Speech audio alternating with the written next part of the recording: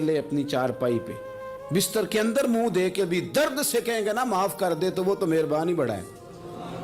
मेरे नबी पाक सल्लल्लाहु अलैहि वसल्लम मिसाल देते हैं, फरमाया एक आदमी सहरा में जा रहा, सहाबा से हुजूर खिताब कर रहे हैं, फरमाया एक आदमी सहरा में जा रहा था, उसने अपनी ऊँटनी पे खाना पानी पैसे हर चीज़ रखी हुई थी। सहरा था बहुत बड़ा, तो थोड़ा सा सस्ताने के लिए आराम करने के लिए ऊँटनी से नीचे उतरा। अब उसने ऊँटनी की लगाम ऊँटनी की नकेल अपने सरहाने के नीचे रखी, हाथ के साथ पकड़ी और सो गया। थोड़ी ही देर के बाद जब उसकी आंख खुली तो देखा ऊँटनी गायब है। सहरा में वो पैदल ना आगे जा सकता है ना पीछे जा सकता है, ना दाएं ना बाएं, खाने को रोटी नहीं, पीने को पानी का कतरा नहीं, थोड़ा इधर भागा उधर भागा, थक गया। करीम महबूब फरमाते हैं वो पूरी तरह निढाल हो गया और मायूस हो गया, माअज़ल्लाह। मायूस होके दोबारा उसी जगह आके लेट गया जहां पहले लेटा था, इंतजार करने लगा कि अब मौत ही आएगी, आखिरी वक्त है, अब ना मैं पैदल ये सहरा क्रॉस कर सकता हूँ, ना पीछे जा सकता हूँ, ना खाना है ना पानी है, सिवाय मौत के कोई सहारा नहीं। हुजूर फरमाते हैं वो रास्ते में दोबारा लेट गया। अचानक उसने रुख बदला तो ऊँटनी सामने खड़ी थी। हुजूर ने सहाबा से पूछा बताओ ना उसे भला कितनी को खुशी होगी। या रसूल अल्लाह जी से नई जिंदगी मिल गई है। आप देखें ना सारे डॉक्टरों ने कह दिया कि इसके तो गुर्दे मैदा जिगर हर चीज खत्म है, घर ले जाओ खिदमत करो, हर तरफ परेशानी है। वो बंदा भी समझ गया है कि आखिरी वक्त आ गया, कल जाऊं परसों जाऊं, तैयारी हो गई, सब लोग आ गए, बाहर वाले भी आ गए, ये माहौल एक अजीब रंग इख्तियार कर गया। अचानक एक डॉक्टर ने आके कहा नहीं नहीं गलती लग गई थी। मुझे बताइए अंदाज क्या होता है? बगैर दवाई के बंदा उठ के खड़ा नहीं हो जाता। ओ मैं तो बच गया हूं। नबी पाक सल्लल्लाहु अलैहि वसल्लम फरमाने लगे उसकी ऊँटनी मिल गई, बताओ भला उसे कितनी खुशी होगी। या रसूल अल्लाह वो तो दोबारा दुनिया में आ गया। हुजूर फरमाने लगे उसे कुछ भी खुशी नहीं हुई। जब कोई रब का गुनाहगार बंदा आके तौबा करता है, रब को इससे कई गुना ज्यादा खुशी होती है।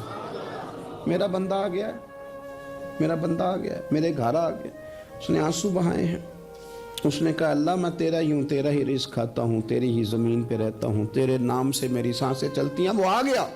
फरमाया उस ऊँटनी वाले से ज़्यादा रब को खुशी होती है जब गुनाहगार आके तौबा करते। गुनाहगारों के आंसू उसकी बारगाह में बड़े मकबूल हैं, लेकिन हम रस्म अदा करते हैं, तौबा नहीं करते। हम अपने आप के साथ धोखा करते हैं, झूठ बोलते हैं। अल्लाह तबारक व तआला अपने बंदों के हक में रहमत वाले फैसले करता है, दरगुजर वाला मामला फरमाता है। जगह जगह कुरान मजीद में अल्लाह ताला ने अपने बंदों पर रहमत करने का जिक्र फरमाया है। इन्नल्लाह यगफिरुज़्ज़ुनूब जमीआ, फरमाया बेशक रब तुम्हारे सारे ही गुनाह माफ़ फरमा देगा। तुम ना उम्मीद ना होना, वो माफ़ कर देगा तुम्हें।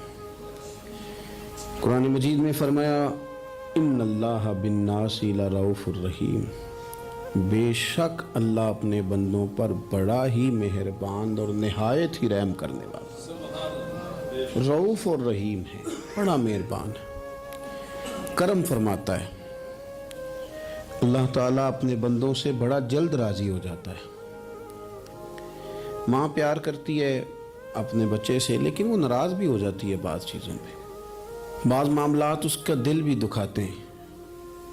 बाज़ जगह वो रो के ये भी कहती है कि तूने मेरी मोहब्बत का कोई नतीजा नहीं मुझे दिया, मेरी सारी कमाई तूने ज़ाया कर दी। वालिद बहुत सारी जगहों पे नाराज़ होता है, शिकवा करता है, कहता है मेरी बीमारियों की, परेशानियों की, बुढ़ापे की, कमज़ोरियाँ का सबब बेटे तू ही बन गया। ये सारी तकलीफ़ें तू ठीक हो जाए तो मेरी शायद उम्र भी बढ़ जाए, सेहत भी ठीक हो जाए, मैं ज़्यादा देर जवान रह सकूँ। नाराज़ होते हैं माँ बाप। इसी तरह माँ बाप राज़ी भी हो जाते हैं, वो बड़ी जल्दी राज़ी हो जाते हैं। मैं अक्सर कहता हूँ कि वालिद को राज़ी करने में 5-7 मिनट लग जाते हैं, अम्मा तो 2 मिनट राज़ी हो जाती है, अब्बा जी को 5-7 मिनट लगते हैं। कई दफ़ा कहना पड़ता है, कोई दलाइल देने पड़ते हैं, लेकिन वालदा के लिए तो कुछ भी नहीं। आप करें, आप पूरा रोए ना, रोने वाला मुँह ही बन जाए तो अम्मा तो नरम ही नरम है, जिस वक़्त जो मर्ज़ी आप करा लें हो गया। اللہ تبارک و تعالی بلا مثال و بلا تشبیہ سمجھانے کے لیے عرض کرتا ہوں، اللہ بھی بعض معاملات میں اپنے بندوں سے ناراض ہو جاتا ہے۔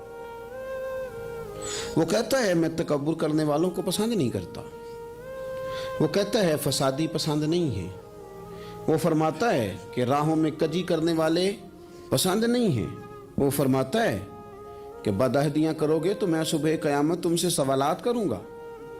اللہ تبارک و تعالیٰ بہت ساری چیزوں کو ناپسند کرتا ہے، ناراض ہو جاتا ہے، بلکہ نبی پاک صلی اللہ تعالیٰ علیہ وسلم نے فرمایا تم بات کرتے کرتے کوئی ایسا جملہ بول دیتے ہو کہ رب اتنا ناراض ہوتا ہے کہ تمہیں پتہ بھی نہیں ہوتا، تمہارے لیے جہنم کا فیصلہ کر دیتا ہے۔ اس لیے پہلے تولو پھر بولو، خود اپنے لفظوں کی تو تم پہرے داری کرو نا کہ میں کیا کہہ رہا ہوں۔ اور حضور یہ بھی فرماتے ہیں کہ اس کا دوسرا پہلو بھی ہے، بعض اوقات تم بات کرتے ایسا جملہ کہتے ہو وہ اتنا راضی ہوتا ہے کہ تمہارے لیے جنت کا فیصلہ فرما دیتا ہے۔ ان کاموں کی طرف بڑے جن سے اللہ راضی ہوتا ہے۔ میرے نبی پاک صلی اللہ تعالی علیہ وآلہ وسلم نے ارشاد فرمایا، بعض احادیث میں لفظ یہ ہیں کہ اللہ اپنے بندوں کو دیکھ کے مسکراتا ہے جو اس کی شان کے لائق ہے۔ جس ترتیب سے ہم مسکراتے ہیں، جس ترتیب سے ہم روتے ہیں، جس ترتیب سے ہم کسی بات کا تشکر کرتے ہیں، خدا ان باتوں سے پاک ہے۔ اب بہت ساری حدیثوں میں آیا کہ وہ مسکراتا ہے، تو کیا مطلب ہے مسکرانے کا؟ تو علماء تفسیر نے لکھا ہے مسکرانے کا مطلب یہ ہے کہ وہ بڑا ہی راضی ہوتا ہے اپنے بندے سے، بڑا راضی ہوتا ہے، یہ مطلب ہے۔